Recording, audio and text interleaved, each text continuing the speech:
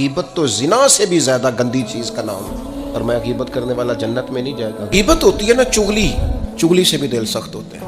آپ کا خیال ہوتا ہے میں نے تو کچھ بھی نہیں کیا، کسی کے خلاف تھوڑی سی بات کی ہے، وہ جس کے خلاف آپ نے تھوڑی سی بات کی ہے نا، جس کے سامنے کیا اس کا دل ہو گیا سخت، اس کے دل میں اس کے بارے میں گھٹن پیدا ہو گئی ہے، وہ کبھی نرم نہیں ہوگا۔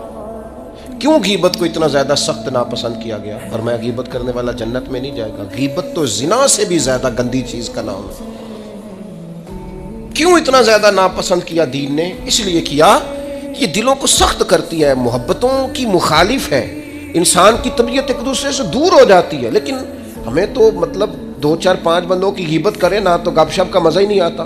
تھوڑا سا واپس آئیں، اپنی روحانی زندگی کی طرف آئیں، للہیت کی طرف آئیں، خیر دیکھیں، خیر کتنی ہے اس امت میں۔ غیبت کرنے سے ہمیشہ طبیعتیں سخت ہوتی ہیں، بندہ ایک دوسرے سے دور ہوتا ہے، اور آپ کسی کے بارے میں خیر کا جملہ کہیں، جس وقت آپ جملہ کہہ رہے ہوتے ہیں اسی وقت اس بندے کی محبت دل میں جگہ پکڑ رہی ہوتی ہے۔